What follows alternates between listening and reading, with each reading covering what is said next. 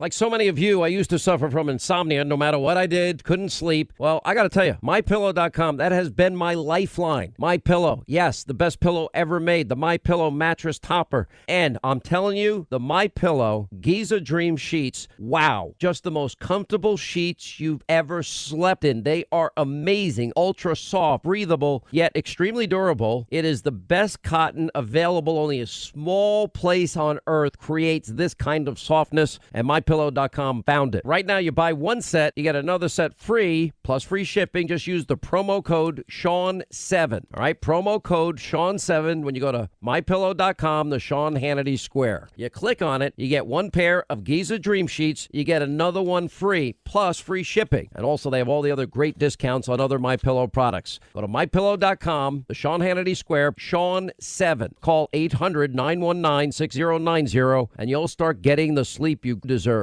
That's your son over there. He had a job and worked for a gas company, but he had no experience with gas or nothing. You're selling access to the president just like he was. So You're a damn liar, man. That's not true. And no one has ever said that? No one has heard that? I see it on the TV. You see it on the TV? No, I know you do. And by the way, that's why I'm not sedentary. I get up and no, let him go. Let him go. Look, the reason I'm running is because I've been around a long time and I know more than most people know. And I can get things done. That's why I'm running. And you want to check my shape on, let's do push-ups together here, man. Let's run. Let's do whatever you want to do. No one has said my son has done anything wrong, and I did not on any occasion. And no one has ever said it. Now, I didn't say you were doing anything wrong. You said I set up my son to work in an oil company. Isn't that what you said? Get your words straight, Jack. That's what I hear on MSNBC. You don't hear that in MSNBC. But look, here's the deal. Here's the deal. It looks like you don't have any more backbone than Trump does.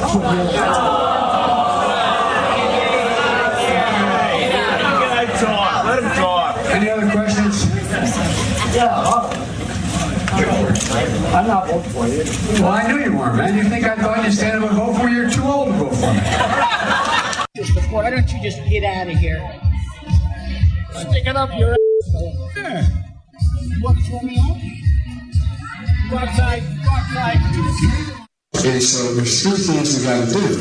We have to move immediately back to reestablish all those standards we had to begin with when we left office and significantly add to them. And the way you do that is, for example, you are in the state of Ohio, the state of Iowa, like they're trying to do in the state of Ohio, is that we're trying, and then we had another program that the court ruled that we were not able to, under our authority, do by executive order, but I'm going to try to push. And it was, there's a Dreamers program. There's also a program that said we're not going to separate families. We're going to allow families to stay together while they go through the process. And the court said, well, you don't have executive authority to do that on our own. And we did that in 1976. And it was struck, 2000. I'm backing up here. 2014 is when we did that. When was I vice president? 1976. Oh, let me hang on. Let me back up. I'll get the year right at some point. Oh, 2000 and I'm going to get there. I promise. There it is. Sleepy, creepy, crazy Uncle Joe 30330. Yeah, that's a really great way to endear yourself to people just by calling them a damn liar, fat, and hey man, you set up my son. I never set up my son. No, what you did is you protected your son, so it allowed him to continue his zero experience job of getting millions for doing nothing that we know of because he has no experience in anything. It's and the most revealing thing, you didn't see this on MSDNC. He's admitting they're state-run TV, and they never dare tell people the truth. But they're all feigning outrage over Donald Trump with not one fact witness, everyone else opinion witness, hearsay witness, one fact witness. Well, what would you like them to do to get the money? Nothing. No quid or pro or quo like Joe. Nothing. Hey, Jack. Hey, man. You want to do a push-up contest, man? Come on, let's do a push-up contest. You can't even believe it. It's so insane. We have that story. We have the congenital liar and compromised corrupt shift that we'll get to, too. We welcome back to the program two friends of the program. Mark Simone is with us, the host of the 9 to noon slot on our New York affiliate. Hey, 10 to noon. Don't overwork Whatever. Me. I should have known you only do 2 hours a day. Even that's tough. That's tough. Joe Concha, host of WOR Tonight, follows this program in New York. For 3 hours, by the way, Sean. All right. So I challenge Simone not only to a push-up contest, but another hour of radio. Good luck with that. He's not going to do it. I know Simone. He's richer than... honestly, this guy has more money than anybody I know. Hey, Jack. Hey, Jack. Yeah. Hey, man. Come on, man. So he tweets out today, Simone does, Joe Biden attacked an audience member, called him fat. By the way, then they deny it. Then called him... Look, fat. Look, here's the deal. Hey, fat. Then called him too old to vote. Nobody in the fake news industry covers it. And that was the big takeaway, Mark, for me. It's like, he's admitting, no, MSDNC's not going to cover the real quid and pro and quo. I remember Donald Trump said to the guy, go back to Univision. Or he said, go back to mommy. That was breaking news for 6 days. You called somebody fat, somebody old? This doesn't get mentioned by anybody. I just want to be a little careful. Are you calling me fat and old? Is that what you just said to me? No. And I don't want to take on Joe Biden. This is the guy that stood up to Corn Pop and Bad Leroy Brown and whoever else he fought. Oh, yeah. No, the No Malarkey tour. Does anyone remember what malarkey is, Joe Concha? I asked my great-great-grandfather, and he said that back in the 30s that was a pretty effective word. But that's not exactly woke for 2019. Oh, back in the 30s. Somebody do a push-up contest I thought about. Don't you do arm wrestling? I mean, don't you guys do that? I mean, that's the way I settle things. Yeah, well, I'd kick your ass on that, too. But, Oh, my goodness. No, I'm kidding. I'm being Joe. I was joking. Why are you still taking me seriously? Karate Kid. No, I figure you would just, chop me to death. I thought that was your kind of way of getting rid of your people in your dojo. You have no idea how insulting it is to say karate. No, that's not what we do. What we do is an eclectic blend of the arts. And that would include Krav Maga, Kempo, Brazilian Jiu-Jitsu, boxing, situational street fighting, firearms, blade, stick training. That's what we do. That's how we roll. Listen, Jack. That's how we roll, Jack. I hope you brought nunchucks with you, Mark, because this guy sounds pretty dangerous. Hey, Linda, would they be smart not to mess with me or not? I wouldn't mess with you. She's seen the videos of my training with my sensei, Glenn. All right, enough about me. All right, so... where does this go, Mark? What's going to happen? Well, for all the joking, he called this person fat, and he said, you're too old to vote. Now, that's an important demographic for voters, because senior citizens vote in enormous numbers. And don't think that didn't register with a lot of people. Despite who says anything or lets it go, or Chuck Todd or those kind of people let it pass, senior citizens heard him insult this guy and say, yeah, you're too old to vote. You're old and you're sedentary. He's just attacked his base. Big time. Joe Concha. I got to tell you something. One of the things if you look at Donald Trump, he tweets out, he hits, who does he hit? He hits the swamp creatures. He hits the do-nothing Democrats. He hits weak Republicans. He hits, again, more swamp people. Then he hits the mob and the media, fake news. He's not attacking we the people. He's fighting for we the people. He doesn't go to the Washington Correspondents' Dinner. No, he usually goes amongst we the smelly Walmart shoppers, irredeemable deplorables. Yeah, look, Sean, the bottom line is that Joe Biden is the front runner for the Democratic nomination right now. He is way past the field in terms of, because Elizabeth Warren's fallen back so much and Bernie Sanders always stays around the same amount. He only had a heart attack 2 months ago, so that's something that probably is. Now, why are you bringing that up? You're calling him old. That's so mean of you to point out that he had a health issue. I'm sure you did that. You have heart attacks when you're young, too. I mean, that happens as well, but I'm just saying that's obviously... Well, you're giving me a heart attack. You're scaring me with all this heart attack talk. No, but sorry about that. But that's why Michael Bloomberg is stepped in, because he saw that Joe Biden clearly doesn't have his faculties about him, or he's just simply not a good candidate, right? I mean, every day we're playing some crazy thing that he says that you just say, how is that even coherent? So the Democratic Party has some serious problems. For starters, the far left is very angry because there's only white rich guys basically left. right? I mean, it's crazy. Billionaires, right? Steyer and Bloomberg, and then you have the Russian asset, Tulsi Gabbard, taking out Kamala Harris. So the left flank of the party is angry, and then obviously the candidates that are left clearly aren't very good candidates. So for Donald Trump, you're just going to sit back and watch this go all the way, I say, save the tape, to a brokered convention, because no one seems to be able to get a stranglehold on this nomination. There's no clear frontrunner because there really aren't many good candidates. They all have big flaws. What do you make, Mark Simone, on this whole issue? And we've been reporting on it about the congenital compromised liar known as Adam Schiff, because Democrats on the House Intel Committee were claiming their impeachment inquiry report this week that Trump's personal lawyer, former New York City mayor, America's mayor, Rudy Giuliani, apparently had contact with a phone number for the White House Budget Office where military aid to Ukraine was temporarily being withheld. However, well, we're now finding out, the wrong number. Yeah. Whoopsie day. And look at it this way. Are they really allowed to get the records and report the records of a journalist? No. First of all, nobody has ever called the White House Budget Office. Nobody wants. It's a bunch of boring accountants. The president wouldn't talk to the White House Budget Office. You've known Rudy Giuliani. I've known him for years. He is absolutely fanatical about the law. He's the former deputy attorney general, U.S. attorney, knows every law backwards and forwards. Whatever he's doing, doesn't violate laws. The idea of why is a personal attorney over there doing? Every president had that. Hillary and Bill Clinton had that. Sidney Blumenthal over there. You can go back to FDR, who had Harry Hopkins running around the world doing backdoor stuff for him. So it's perfectly normal.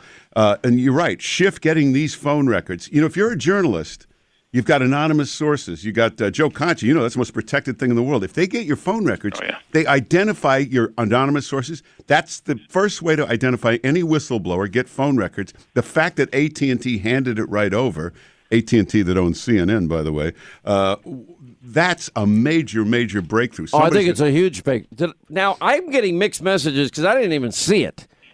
That somebody said there might have been a Hannity call for 36 seconds. Was there?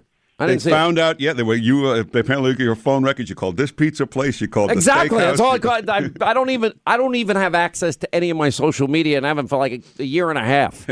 And the funny thing is, I'm like, it's 5 o'clock on a Friday. Oh, all of your text messages from 2017 with Paul Manafort just hit the wire. Do you have any comment? I'm like, you think I remember what I said yesterday? Joe Concha. Yeah, 36 seconds. That sounds. Mark, you hit it on the head. That sounds like a pizza call. I mean, what else takes 36 seconds, honestly? So when I call Mario's, I give a lot of detail about how I want my cauliflower crust pizza. Well, there you go.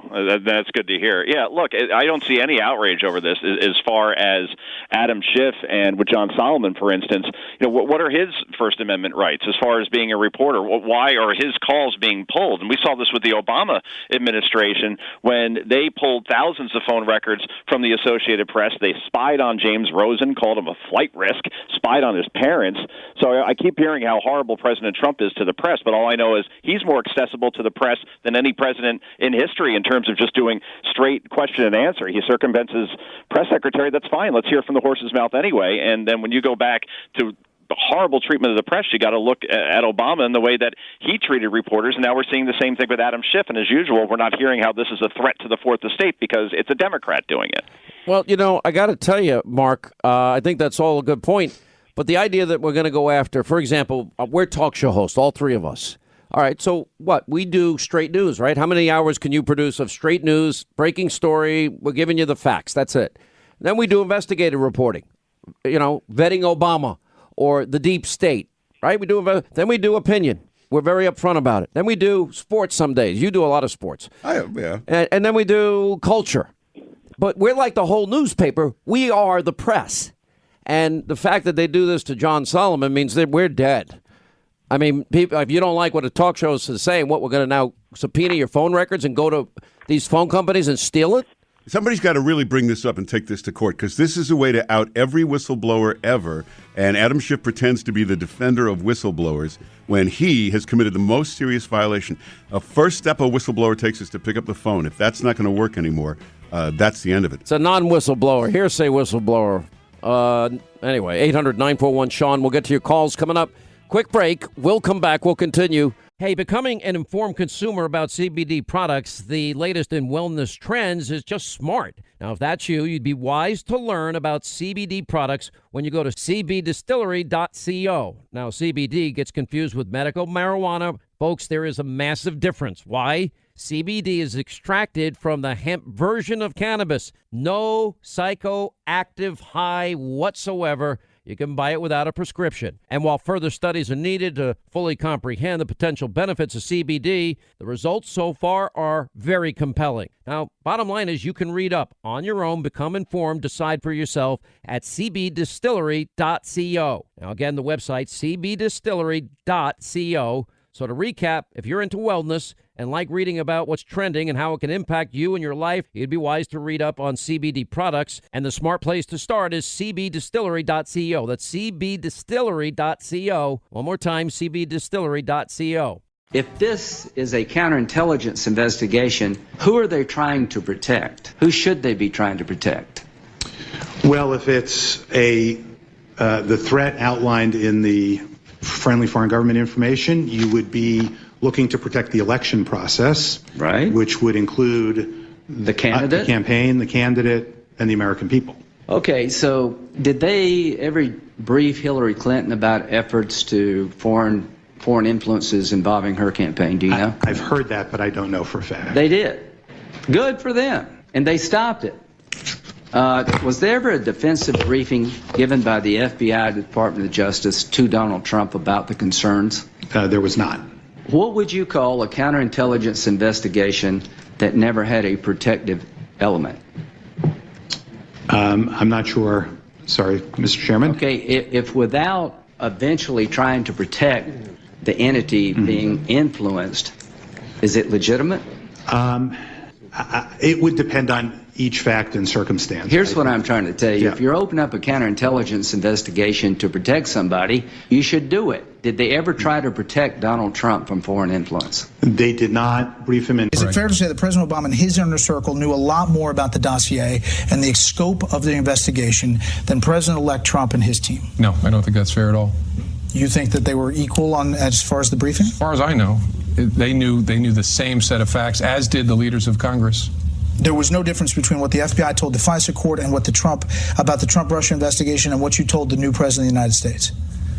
What the FBI and the FISA application said in October of 2016, I don't remember clearly enough all that's in the FISA application, but we sure didn't lay that out for anybody, President Obama, President-elect Trump, or the leaders of Congress. Oh, another Comey lie, higher loyalty. Huh, Jim, Mr. Super Patriot? Wow, pretty devastating, all of which we're going to highlight tonight. Like we did last night, we highlighted all of Schiff's lies. 24 now to the top of the hour. Joining us now, Jay Sekulow. He is the counsel to the president, chief counsel for the American Center for Law and Justice. You know, Jay, you've been a part of our coverage as well. Yep. You have been part of this ensemble team. You've watched us unpeel the layer of the onion. Everything we said has now been confirmed.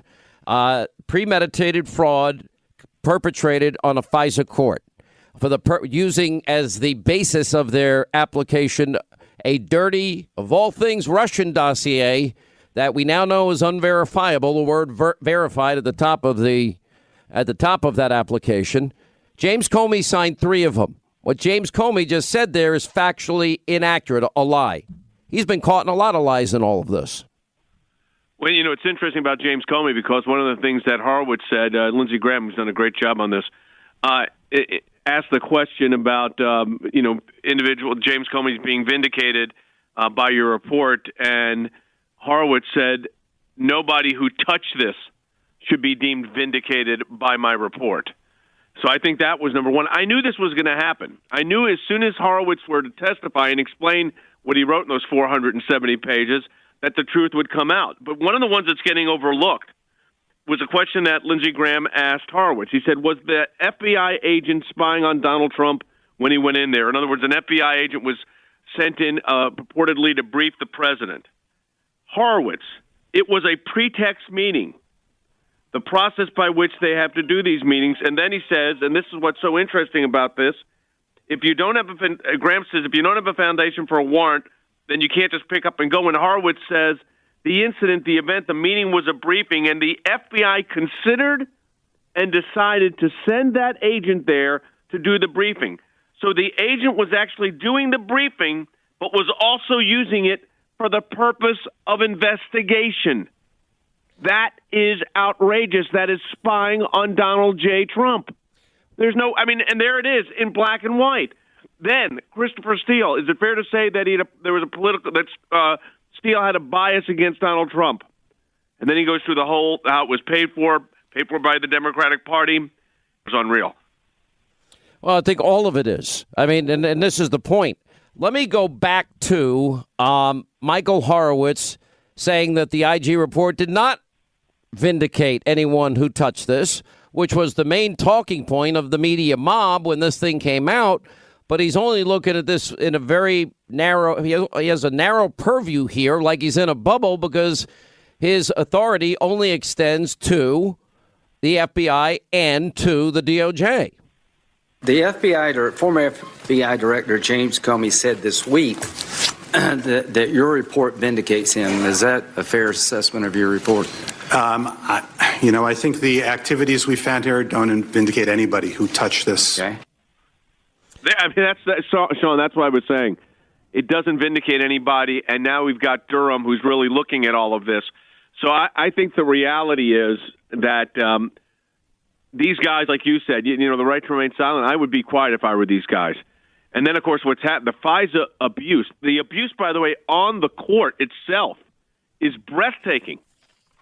Breathtaking. Why have we not heard from the FISA court judges that were, lied to repeatedly and given false information? Because the law also requires, let's go back. I want to play for you first as I ask this question.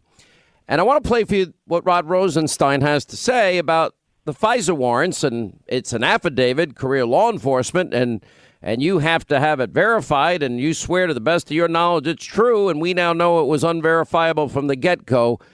Through the prism of this, I want you to answer that question. The way we operate in the Department of Justice, if we're going to accuse somebody of wrongdoing, we have to have admissible evidence and credible witnesses. We need to be prepared to prove our case in court, and we have to affix our signature to the charging document. That's something that not everybody appreciates. There's a lot of talk about FISA applications, and many people that I see talking about it seem not to recognize what a FISA application. A FISA application is actually a warrant, just like a search warrant. In order to get a FISA search warrant, you need an affidavit signed by a career federal law enforcement officer who swears that the information in the affidavit is true and correct to the best of his knowledge and belief. And that's the way we operate. And if it's wrong, sometimes it is, if you find out there's anything incorrect in there, that person is going to face consequences. Now, when you hear that, and now we know it's unverifiable. We know they never went back and corrected the record, and they just doubled down on something that was nothing but pure nonsense to secure these warrants, to backdoor, as Bill Barr said, into the everything world Trump, which is the campaign, the transition team, and deep into his presidency. Well, I think that's right. This is the whole problem. The entire process from start to bottom on this was outrageous. Sean, there's another aspect. You've laid it out very well, but there's another aspect of this. This lawyer they talked about that doctored the email to the FISA court, guess whose team he worked on? Bob Mueller. It's a great point. So let me ask you what you think happens here. Now, I'll go back a little bit, because Bill Barr, I think this interview that he did with both, Pete Williams at NBC, and then later with the Wall Street Journal, and the claims of collusion against Trump were baseless, and it's inexplicable that Obama and Brennan talked to the Russians, but they wouldn't talk to Trump, a point that Lindsey Graham made, and the IG scope is narrow, and as we learned today, Horowitz did not decide about improper motive with the limited information he had. And, one big fact that I found interesting is Comey refused to re-up his classification to be asked about such matters. And the FBI withheld information from the courts. They relied on the bought and paid for sham dossier that was unverifiable. Yep. And, and it went on, and the FBI case fell apart. And then add to that, Jay, they withheld exculpatory evidence. And add to that they actually altered information that they presented to the court. So here's what Bill Barr says, the Attorney General in the United States. He said they hid information about the lack of reliability, even when they went the first time for the warrant. But in January, he says, after the election, the entire case collapsed when the principal source says, I never told Steele this stuff. And this was all speculation, and I have zero information to support this stuff. At that point, when their entire case collapsed, what did they do? They kept on investigating the president well into his administration. This is the indictment of James Comey, Andrew McCabe, Bruce Orr, Peter Strzok, Lisa Page, and then go back a step further, and others we don't even know who they are. How is it possible we went through the Mueller investigation and they didn't find this? And then, I said that on my broadcast. $40 million, 40 FBI agents, 18 lawyers, and they didn't know any of this. We did get a little hint. Remember that little note in the report about a lawyer being removed from the but they said he was a functionary. Not really, evidently. Look, I think Bob Mueller was absent without leave, and I think he let the prosecutors run the shop. And look what you got. Look at those articles of impeachment, if you want to call them that. Abuse of power and obstruction of Congress for exercising your constitutional privileges. You talk about weak. That's not even realistic. But you know what is realistic? Bob Mueller's report's not in it. That's such an interesting point. All right, so where do you see when, as I don't think the Attorney General would be saying what he said in these interviews. I don't think that Durham would be saying what he's been saying without them having lockdown evidence already that is damning about a much broader, much wider conspiracy, and that has taken them across the pond to Great Britain, Italy, and other countries, which I believe in the end is going to, as Jim Jordan said, we had 4 people spied on. We thought only 2 or 3, but no, now we have more. But more importantly, did they outsource spying on Americans to friendly intelligence agencies, allied agencies, for the purpose of circumventing American law? So I think John Durham's statement is the best statement. He says he has the utmost respect for the mission of the Office of Inspector General and the comprehensive work that went into the report prepared by Mike Horowitz and the staff. However, our investigation is not limited to developing information from within component parts of the Justice Department. That's very important. He's not limited to just speaking to people at DOJ who will agree to speak to him. Our investigation, talking about Durham's investigation, has included, and this is important, our investigation included developing information from other persons and entities, both in the U.S. and outside of the U.S., based on the evidence collected to date. And while our investigation is ongoing, last month we advised the Inspector General that we do not agree with some of the report's conclusion as to the predication and how the FBI case was opened. Where's this all going? We'll ask Jay Sekulow on the other side of the break. Hello, I'm John. And I'm Josh. And we're the hosts of Serious Rap, a new weekly hip-hop podcast premiering on iHeartRadio. Me and John have been friends for over 20 years. Every week we get together to talk about hip-hop, life, politics, whatever comes to mind.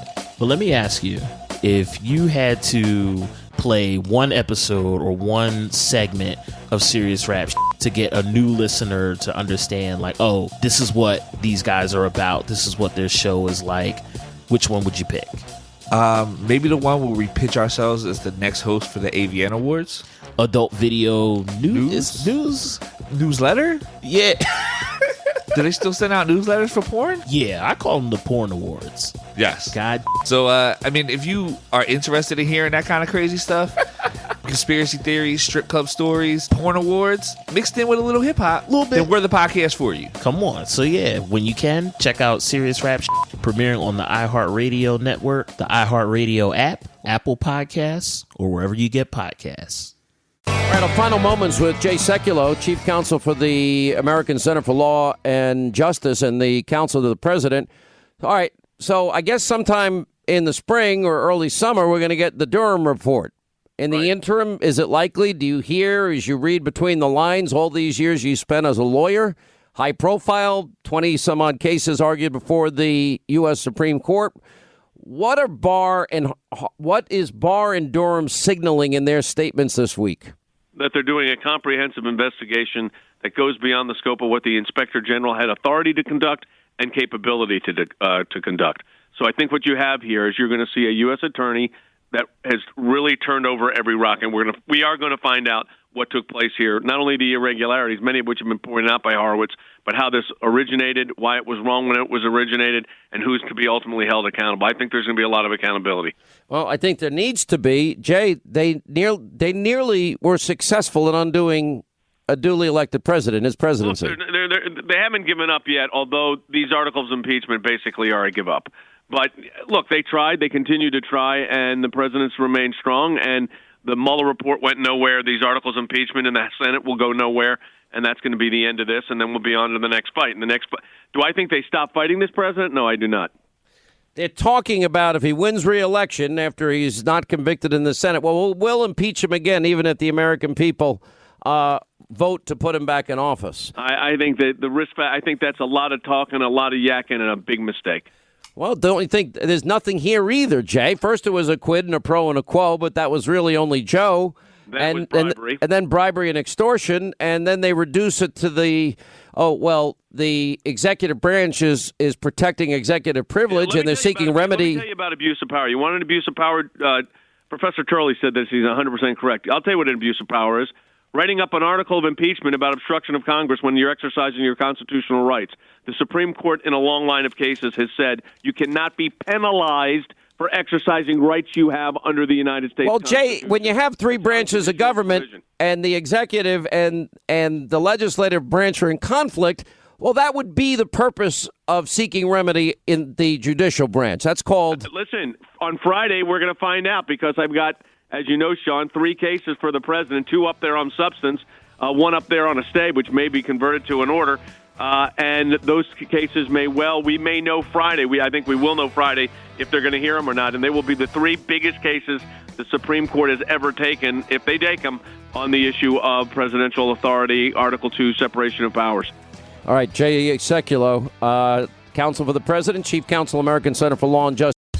In our podcast, Hush Money, we're going to get you talking. We debate the uncomfortable questions about money and life. Then a celebrity judge joins us to decide who's right. There's no such thing as strings-free money. There are some archaic laws right now that it's traditions that men should pay, women will do the reach, the fake reach. You know, money is one of those things that people like to ignore. You can binge all the episodes now on Apple Podcasts, the iHeartRadio app, or wherever you get your podcasts. All right, as we continue, Doug Collins, congressman, should have been senator, I guess, from the great state of Georgia. What do you know about Kelly Loeffler? I know the issue of life in particular is important to you. Yeah, I don't know. Frankly, I'll be honest with you. I've met her once a couple of times at most in passing. Hi, how you doing? I don't know enough. I mean, if she is going to be, she's going to have to, those are questions she's going to have to answer. But I do know about life from myself because I have a daughter named Jordan. Sean, and Jordan is she's 27 years old today, now. She has spina bifida. She hasn't walked a day in her life, but she's traveled with her smile on herself more than anything. But I can remember back when Lisa and I were excited. She was our first, and we found out something was going to be wrong. And Lisa went to school, and one of the teachers came up to her and said, you got choices. And Lisa thought that she meant doctors and stuff like that. And Lisa said, yeah, we're trying to go to Atlanta. And the lady said, no, you're not understanding, dear. You don't have to go through with this. You have choices. And Lisa looked at her and said, you're talking about my baby. Well, that little baby is my daughter, Jordan, and she's 27. She has her daddy wrapped around her finger, and she texts me from work every day when she goes to work at the hospital. She comes home. Don't tell me that life doesn't matter. Life matters from the beginning, conception, to natural death. And that's just something that is personal for me. Everybody else has to answer for themselves. I'm trying to stand on where I am. And Sean, I know you've always been a strong advocate for that, and but it's just personal for me. Jordan is a living example of what happens in life. What an inspiring story about you and your wife and your daughter, and it's pretty amazing. You ever think, Congressman, we'd be debating? Well, we'll deliver the baby and make the baby comfortable, and then we'll let the mother decide. I can't. And then 10 states are actually arguing this crap. Yeah, look, liberalism has deprived us into a society where we feel that life is a commodity. It doesn't matter, and if we can make moral justifications on life, as it doesn't matter. It's whatever's right in the person's own eyes. I think I remember that from Scripture somewhere, that everybody did what was right in their own eyes, then there is no moral authority. And God is our gifter of life. That's what I believe. And then when we begin that we can take it just for convenience, or because, the worst case is for me because they don't like, it's very personal for me because they think their child has a physical deformity, they're going to kill it. And, as I heard in one of the Sweden or somewhere, they're doing away with Down syndrome. You know how they're doing it? They're killing the kids in the womb. That's how they're doing away with Down syndrome. It's just wrong. Life is a precious issue, and from our perspective and your perspective, that's just something we fight for. I've come to get to know you in the last number of months, and I've watched you courageously release transcripts that nobody else would do, and I admire you for it. And I admire and thank you in advance because I know you're going to be a rock star tomorrow and every day hereafter as we fight back this impeachment Ukrainian coup conspiracy attempt.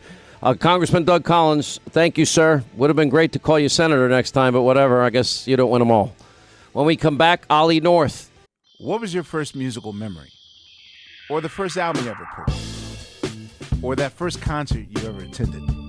My name is Questlove of the legendary Roots Crew, and those are some of the things I want to know about when I and my team Supreme sit down with the guests for a new episode of my podcast, Questlove Supreme. Each week we chat with one of our favorite creators and thinkers, and we find out what makes them great. It's not about gotcha journalism or trying to get the most salacious story, although, hey, I'm not opposed if someone wants to spill some tea all over the table. It's really about acknowledging the influences and the hours upon hours of work that goes on not only when the spotlight's turned on, but also long before the spotlight has even been plugged in. Listen to Questlove Supreme on the iHeartRadio app, Apple Podcast, or wherever you get your podcast. All right? Cool.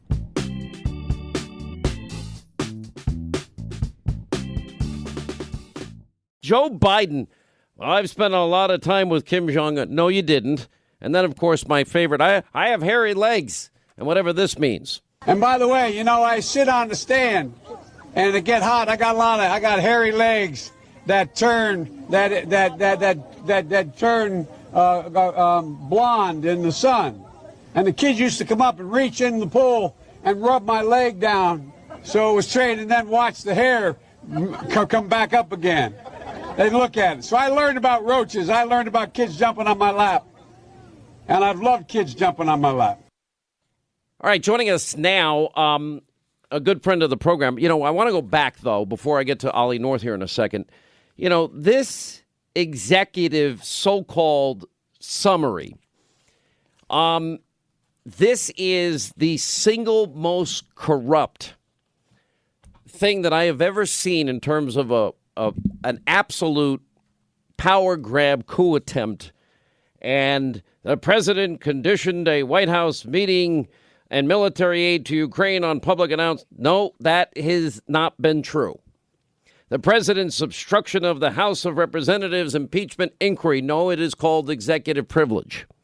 The president conditioned a White House meeting and military aid to Ukraine in a public announcement of investigations beneficial to his reelection campaign.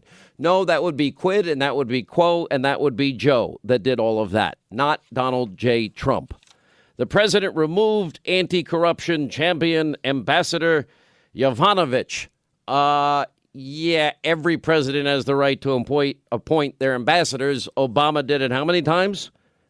The president's hand-picked agents begin the scheme. Well, what does that mean? His hand-picked agents. I don't even know. They got the money even this weekend. The president of Ukraine said what I told you he said. And that is I have absolutely zero knowledge of what's going on here. Anyway, Ollie North is with us. One of the things that inspired me to do what I do today was watching Ollie North, John Poindexter, a guy by the name of Brendan Sullivan, a bunch of arrogant elitists in the establishment beat up this decorated war hero. Oh, you had Fawn Hall was your secretary, and you bought lingerie at a lingerie shop. And he's like, I never bought anybody lingerie. And then, his wife reminds him, you picked up leotards for your daughter's dance recital. Amazing moments, and the country saw it. Now the country's seeing it again. There's nobody with better perspective. Now, Ollie also happens to be one of my dearest friends. Love him. And he's one of the best writers. I've read every book he's ever written. And he's got a brand new novel out, by the way. He's a #1 New York Times bestselling author, decorated war veteran. And it's called The Rifleman. And he'll tell us about that as well today. How are you, sir? I am glad to be with you again, my friend. Thank you. Now, you've lived this. You've seen this.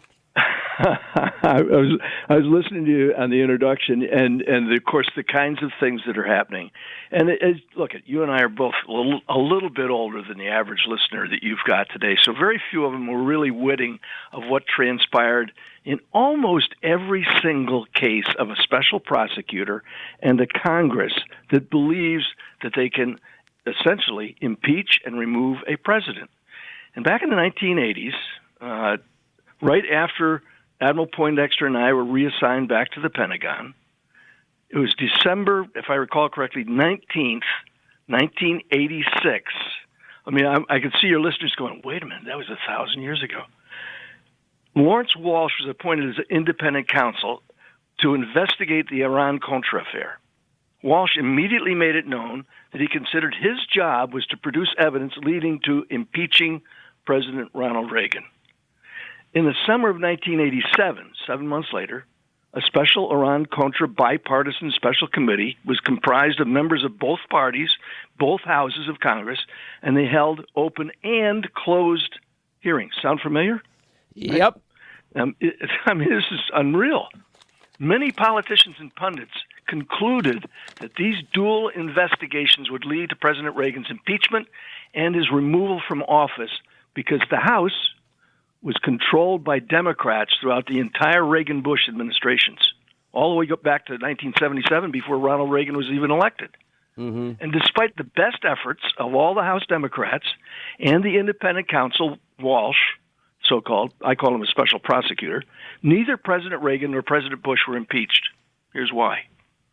Because the Democrats of the House were fearful of repeating what happened in the televised hearings in the summer of 1987 when a U.S. Navy admiral and a Marine lieutenant colonel devastated them with the facts, the truth, the whole truth, nothing but the truth. And their whole argument that President Reagan had committed impeachable offenses evaporated. Afterwards, and you and I remember this man, Henry Hyde, a lion of the House, even though he was in the minority for all those years, told me the Democrat members of the House Judiciary Committee, guess who's meeting today? Yesterday they had their first open discussion of this thing, and today they're getting ready for the first open hearings of the Judiciary Committee. Henry Hyde said the Democrats leading the House Judiciary Committee were horrified at the prospect of Oliver North and Admiral Poindexter testifying again on national television, because without any hubris in it, we handed them their butts. Mm-hmm. Okay. In the spring of 1988, Walsh said he could take care of the problem. He was so disconcerted at the prospect of Reagan getting off the hook, he offered me, nobody's heard this before. It's not in my first book about this whole occasion, and you're getting to cover this story first. He offered me a deal. Walsh asked me to come to his office, where he showed me, and you mentioned his name, Brendan Sullivan, a lengthy indictment that he'd prepared against me, 23 counts. And then he said, this won't happen if you'll sign this under oath. And he handed me the draft of a statement in which I would accuse President Reagan of lying in his deposition to the special prosecutor. I asked him if I could think about it overnight. And he said, yes, certainly. As long as you promise, make no copies and not divulge it to anybody that this is a deal. And, of course, I did exactly what I said. I took it back and agreed I'd return the following morning with an answer. We went back to the SCIF, and without getting into things like divulging what my lawyer had told me, I ran the document through a brand-new shredder that turns pieces of paper into tiny little pieces of confetti, put the confetti into a plastic bag, and the next day returned to Walsh's office and handed him the plastic bag and dumped it out on the table. Wow. The following day, he indicted me. He indicted me with all 23 counts. Nearly 4 years later, the D.C. Court of Appeals ruled I had been improperly tried They went all the way to the Supreme Court. They refused to reverse the Court of Appeals, and the 3 counts that were remaining against me after the trial were dismissed by the trial judge, and not one person was jailed for criminal acts connected in any way to Iran-Contra. Now think about what that means. They spent over $45 million, had 40-some-odd lawyers, not counting the ones in the House committee, by the way, the joint House-Senate committee. And so Walsh still made one last try to get then-President George W. Bush.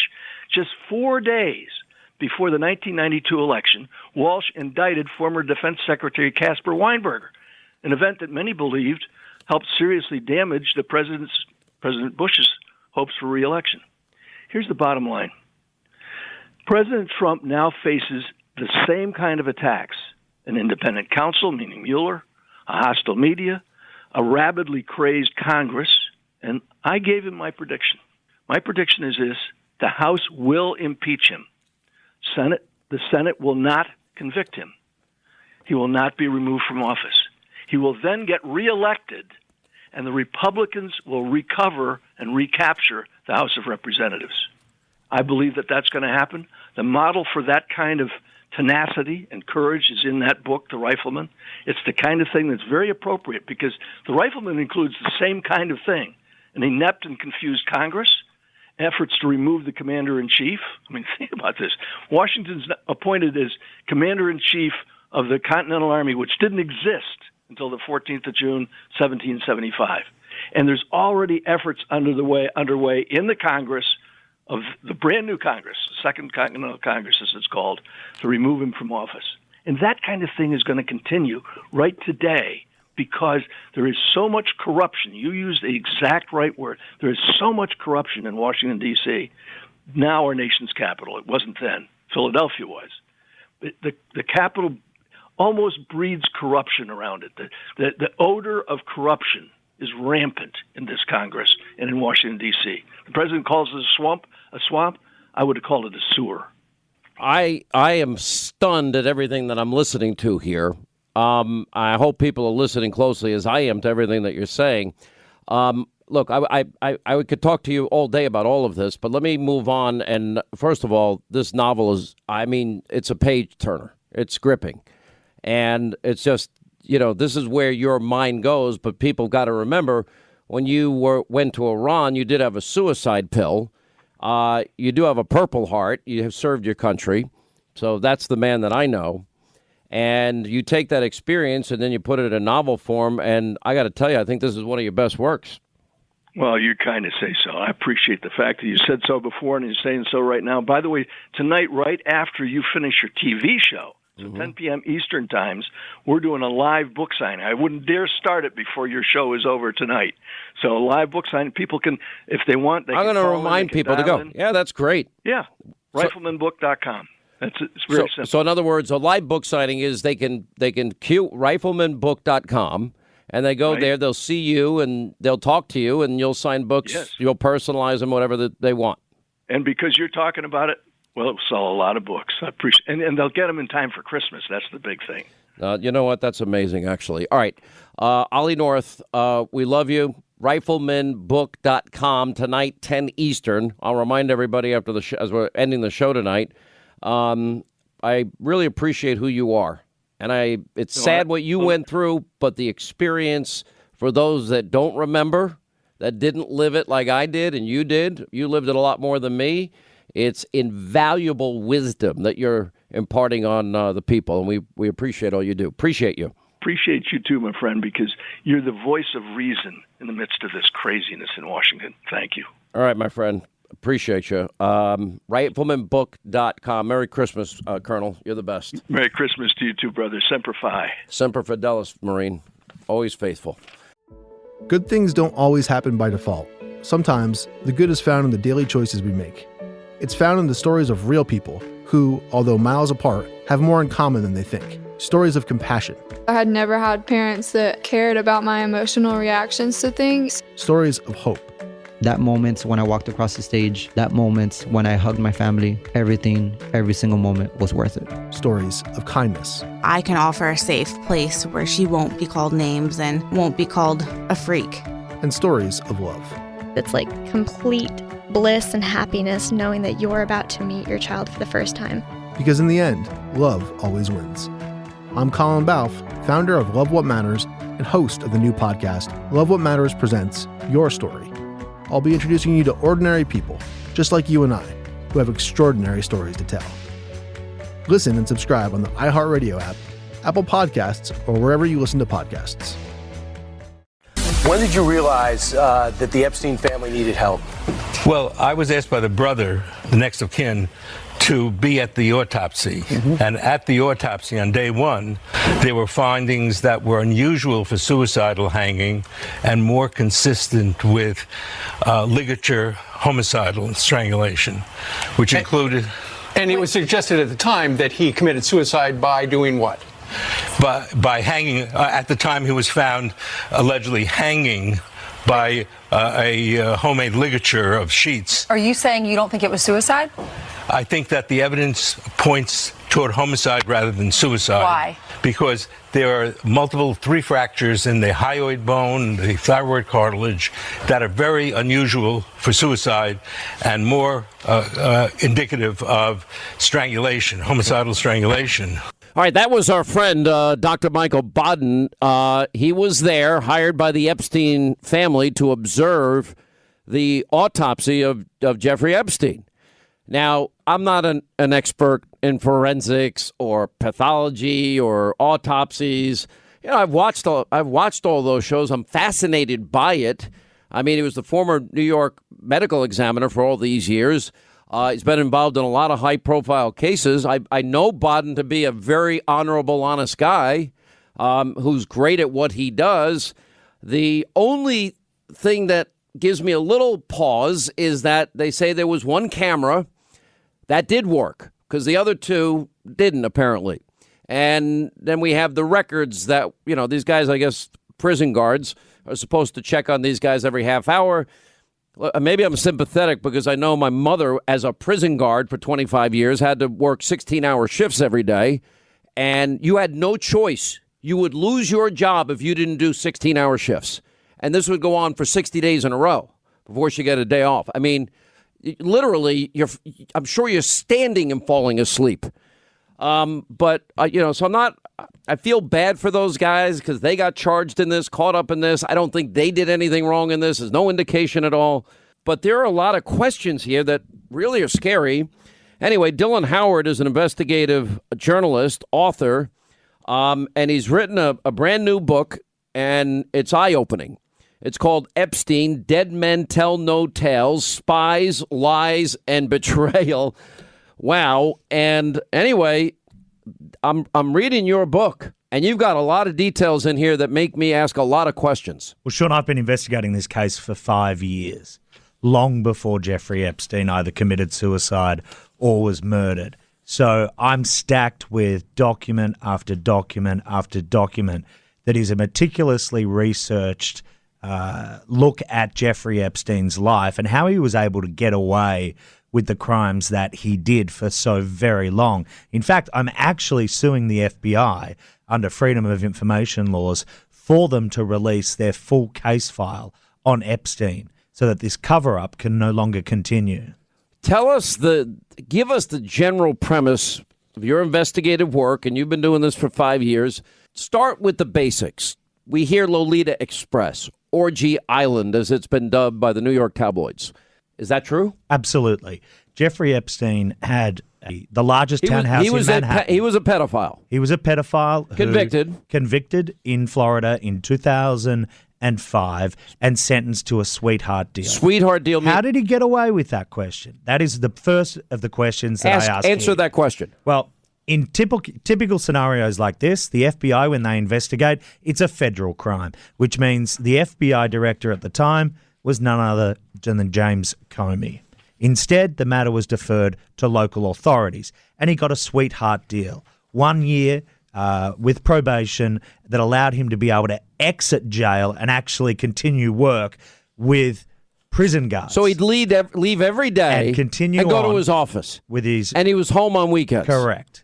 Wow. The absolute most sweetheart of deals, which begs the question, why did federal authorities turn this over to the state authorities who gave him the sweetheart deal? Well, can you believe, in the course of my investigation, I came up with a document that actually suggested, and Epstein rejected this, that he would get away with serving no jail time. So that asks you the question, why was he being protected? Why was he being given all of these benefits that someone who had abused more than 32 young women, why was he able to get these sweetheart deals? Well, I mean, I think that's a great point because, and in that case, he pled to this. That was a plea deal. He pled to this. And he pled to abusing minors. Correct. It was under state law. Then, of course, in 2019, on return from Paris, where he had another residence, he was arrested at Teterboro Airport on federal crimes. His legal team had attempted to argue that double jeopardy would apply, but there is a difference between state and federal, so the feds then went after him. That, of course, led to the latest controversy and ultimately his death. We watched the disaster that was Prince Andrew's press conference.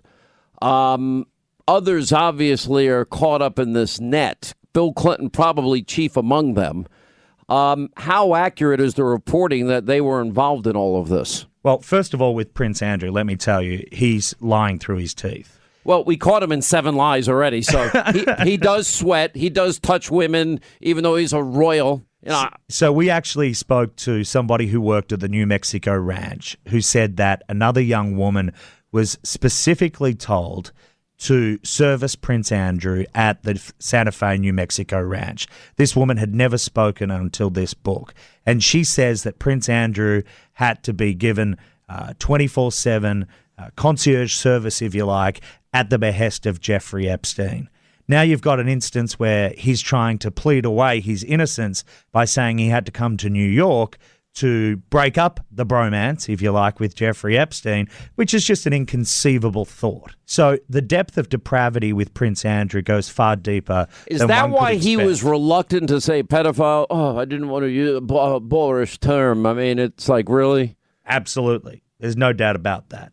Now, with regards to the Clintons have tried to fend away their association with Jeffrey Epstein. But what everybody ought to know is that Ghislaine Maxwell, who was the woman who was his ex-girlfriend and supposedly one of the individuals who helped procure these young women for Jeffrey Epstein, attended Chelsea Clinton's wedding in 2009. This is the Madam, what's her name? She obviously denies that she was a madam, but has certainly... accused madam, you're right. Accused madam. But certainly her relationship to the Clintons was well known, and she was involved in the Clinton Foundation.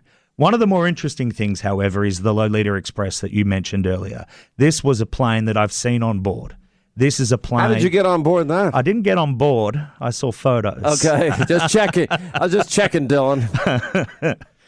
It looks might have to put you on the cover of one of your tabloids. It looks more like an adult film set than it does a private jet. This is plush. Lounges, not the type of private jet service. You mean with real seats? You know, no. They had like cordoned off areas with beds. Correct. So it lived up to its status as the Lolita Express. And in fact, in the book, we actually print some of the images from inside that. By the way, people need to see it because it's pretty shocking. It is shocking, but nevertheless, let me tell you about the Lolita Express. Bill Clinton has insisted that he only went on a handful of trips with Jeffrey Epstein. Well, that's an out and out lie. Do we know the number? Because it's ranged anywhere between 3 and 26. What I can tell you is that Bill Clinton flew on Epstein's jet 13 times during an 8-day overseas outing.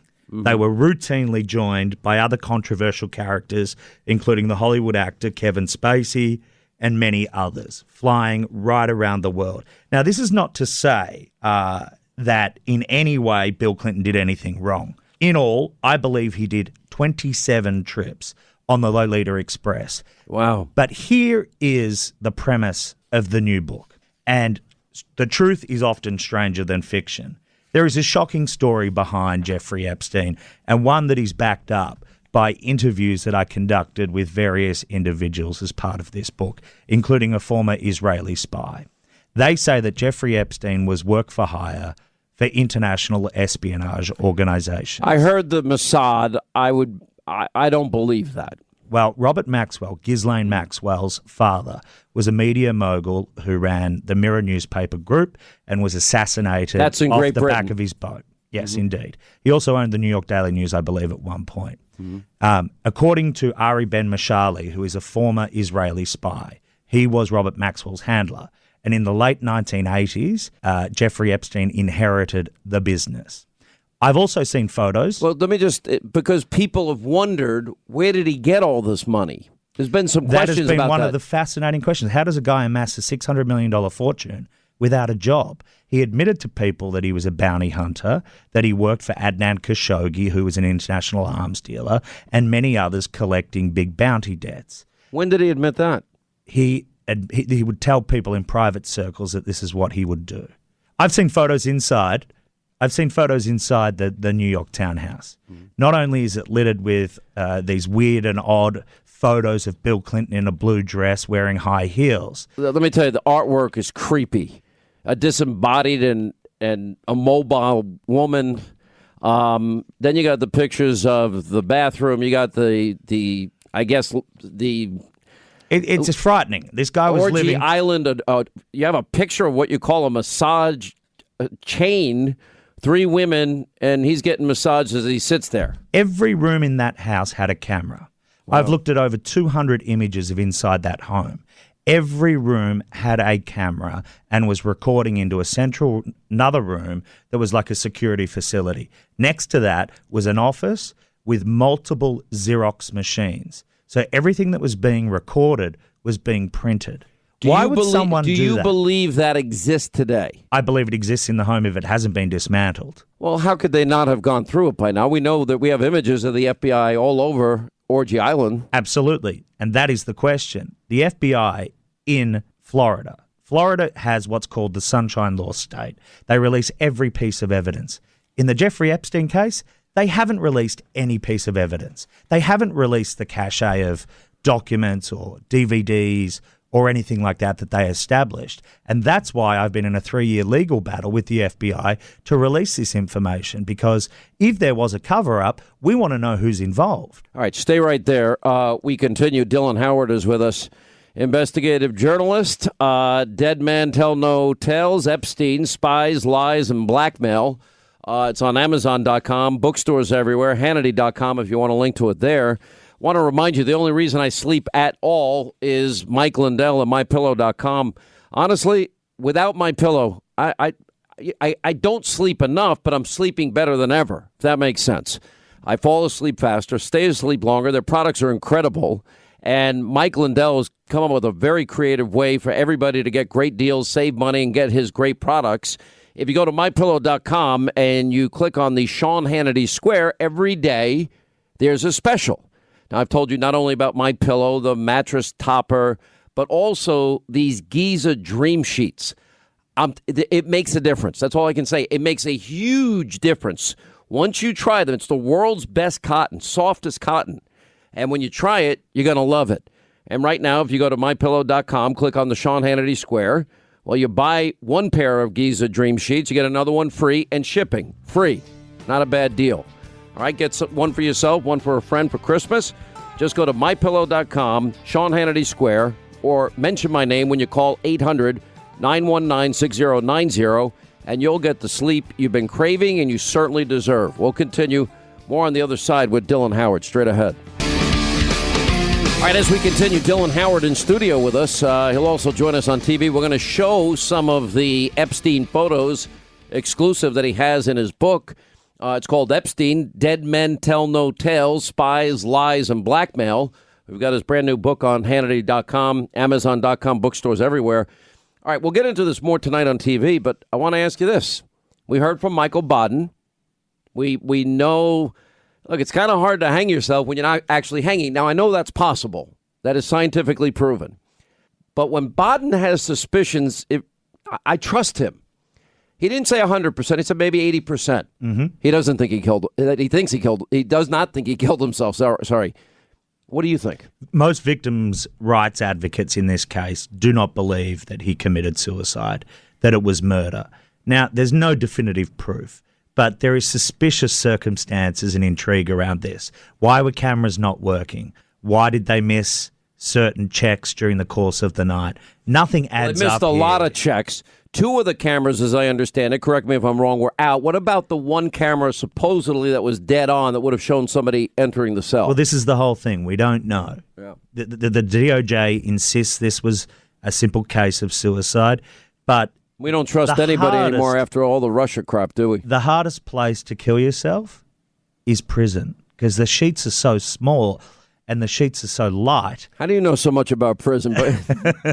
I've interviewed far too many people behind prison. Yeah. Behind prison walls. So it begs the question, did he have the means and motives to kill himself? Was he able to be given the chance to kill himself? That's clear. I think that part's been established. The question I want to know is there in existence a tape? The other thing I want to know is, you said all these bedrooms at, Orgy Island were videotaped. I want to know if they found that information. Well, the government has not released any details of their raid of Little St. John Island in the U.S. Virgin Islands. Orgy Island, it's easier to say.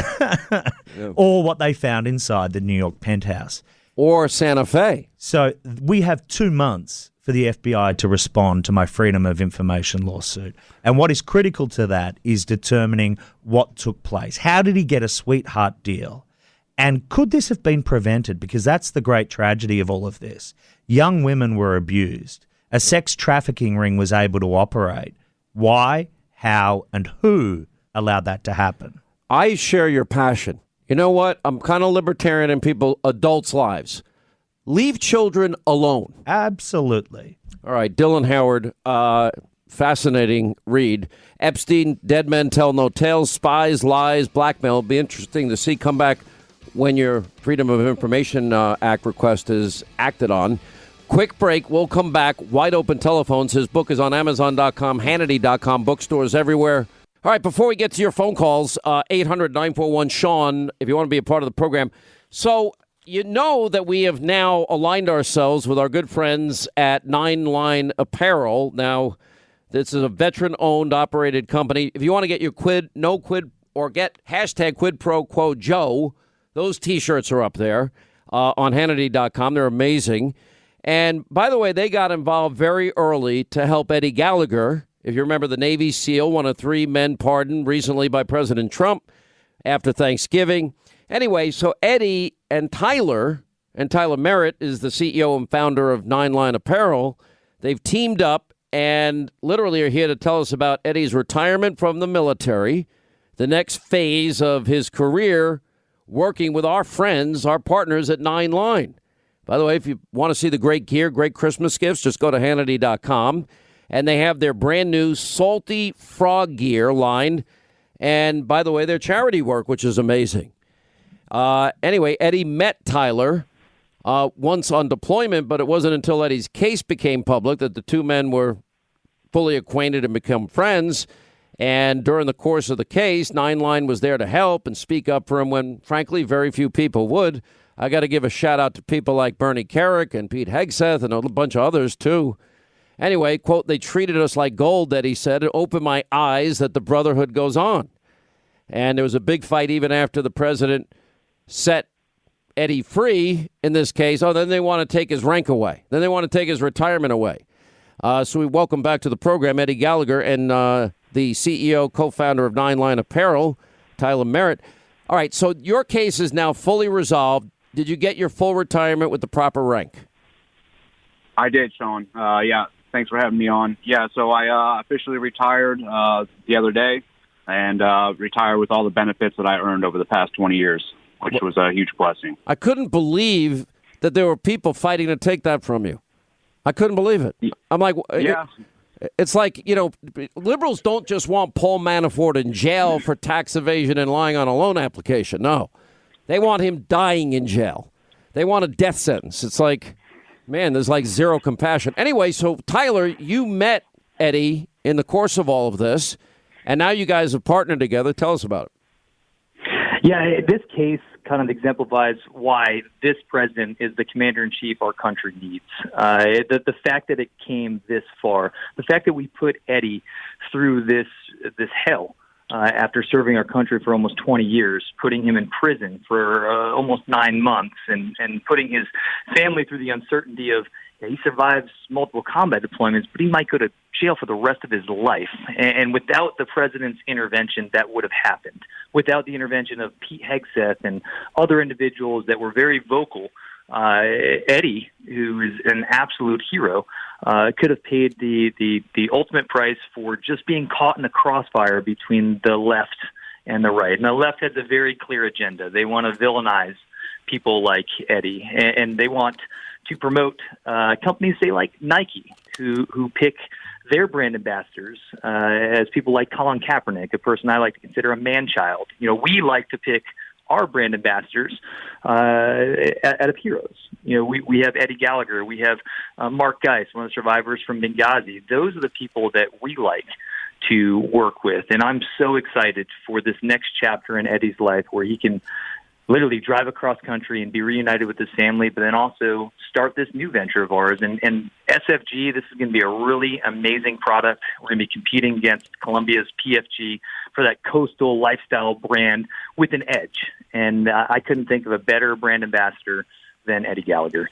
Well, I'm glad that it all worked out for both of you, seriously. And, look, I guess this is probably the greatest Christmas you're going to have, Eddie Gallagher. It's sad that we send brave men to go fight wars. We start wars with all the best of intentions, all the confidence and rigor and commitment, and then these wars keep getting politicized. And I'll be honest, I've just gotten to the point where we cannot do this anymore. We can't put handcuffs on guys in battle and second guess them and say, well, you can't shoot unless you've been fired at first. If you wait that long, you may be dead. And then they're going to try you if you do shoot first. So I'm urging everybody that I can to get the next generation of weaponry, both offensive and defensive, so that we fight our wars from Tampa, Florida, and push buttons, the way the president pretty much beat back the caliphate in Syria without handcuffs. Because we can't do this to people like you anymore. We can't. Clint Lorance and how many others? Exactly, and I think that's, the message that the president sent by getting involved. It was a pretty strong message saying he's going to stand shoulder to shoulder with our warfighters and not, show the people that we're not disposable. We can't be treated this way. We've been fighting a war for almost 2 decades now, and, you can't, once politics and all the other bureaucracy gets involved in war, we see what happens. And I think the president is showing a strong message saying that he has our warfighters' backs. Well, I appreciate it. And Tyler, last point, if people want to get a hold of your apparel beyond my website, Hannity.com, how can they do it? Yeah, obviously on your site, but also at ninelineapparel.com. By the way, how's my quid pro quo Joe T-shirt selling? It's selling like hotcakes. The message is very clear, and I think it seems to be resonating very well with all the audience. You can get that if you go to Hannity.com, hashtag quid pro quo Joe. He apparently hates it. We saw the meltdown yesterday. Yep. And we've got many more in the hopper that I'm sure he will also not like. But that's one of the great things about living in this country. We get to speak our mind without being stoned to death. So I'm a big fan. All right. Thank you, Tyler Merritt. Everything's linked to Hannity.com. Eddie, I would imagine this is going to be the best Christmas you've had in many years. And thank you for your service to your country. Thank you, Sean. I appreciate it, and thank you for advocating for me this whole time. And yes, I will be joining. You can thank Bernie Carrick is the one that I'm like, Bernie, I read this article. It doesn't look good. And he goes, you got to trust me. He's screaming at me. Screaming. Oh, yeah. He got in my Bernie face. Carrick, Bernie Carrick is our new godfather. That's for sure. That's awesome. Huge All right, guys. blessing. All right, that's going to wrap things up for today. Hannity tonight, 9 Eastern. We are loaded up. Yeah, it's all happening. The news you won't get from the mob. Set your DVR. We got great information tonight. 9 Eastern, Hannity, Fox News. We'll see you tonight at 9.